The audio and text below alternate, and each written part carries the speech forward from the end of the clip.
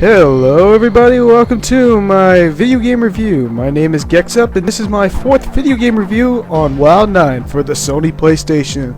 This is one of my favorite games from my childhood, and my duty in reviewing this game is to inform and promote classic games such as this one. This game was developed by Shiny Entertainment, who also created MDK, Sacrifice, Enter the Matrix, and their most popular video game of all, Earthworm Jim.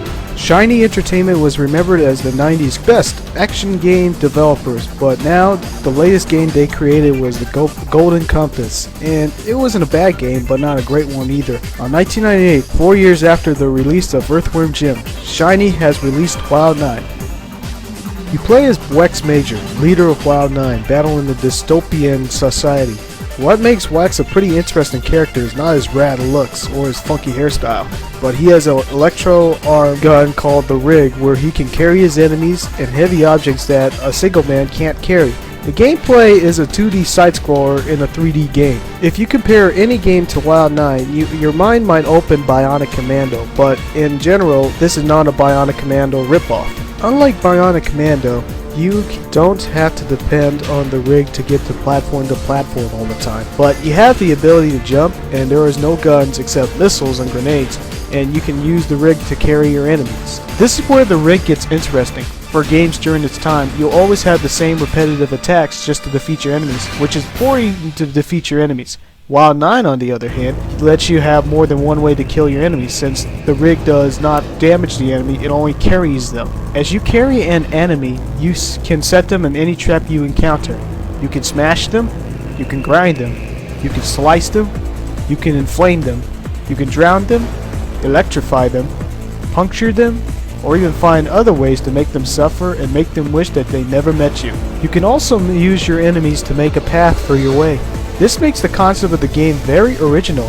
The violence of this game is very high, which is a surprise that this game is only rated T. Like all 2D side-scrollers, your object of the game is to get from point A to point B. While you're trying to get to point B, you'll be facing a lot of challenges, puzzles, and many of them include finding a pathway.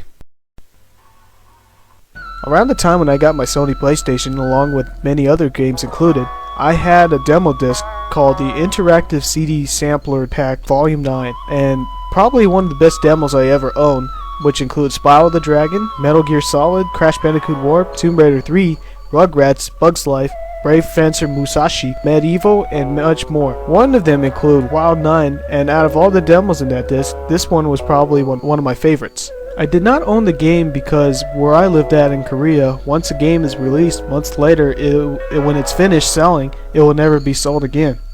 I couldn't tell you how many times I played the exact same level of Wild 9 in that demo because it was so great to play. 8 years later, my friend was giving away his PlayStation 1 games, and I wanted to check them out. I found Wild 9 and couldn't hesitate but to buy the game, and I beat the game long before I posted my first YouTube review, and this is how I feel about the game. For being anticipated to finally play the full version of the game, I didn't expect to find a lot of negative parts in this game. Let me first discuss about the bad aspect I found as a kid playing the demo version. Sometimes when you use the rig, it really gets tough to lift them up while walking at the same time.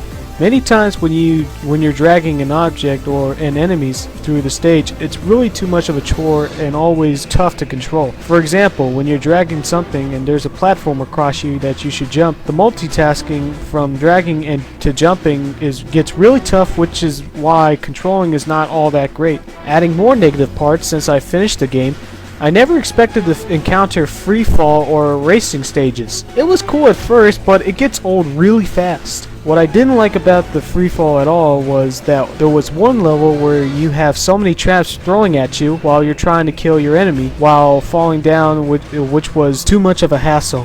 What's worse than the free fall was chasing the bosses.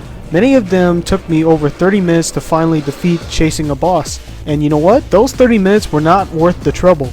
The boss fights for Wild 9 should be like this, not this. Also, as a 2D side-scroller, it's freaking hard to not be able to see where you're going since there are objects in your way, and sometimes the camera can't help you to see what's in front of you.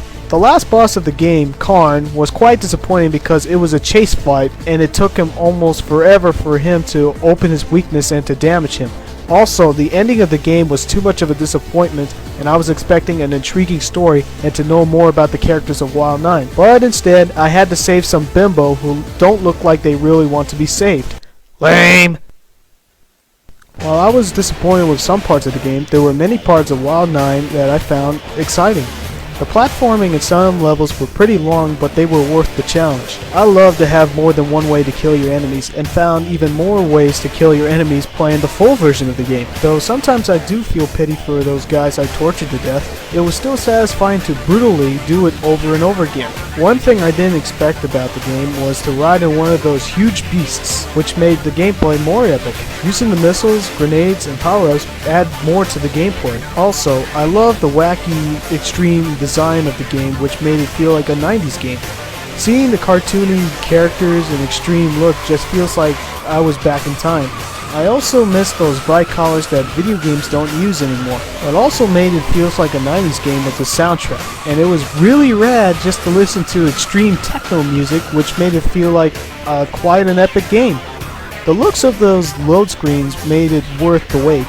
I just know that the artist who made those load screens and the cover of the game is the same artist who created Earthworm Jim. Looking at those load screens reminds me a lot of the old school 90s Nickelodeon and Fox Kids, which brought me back this old feel I used to have back in the 90s.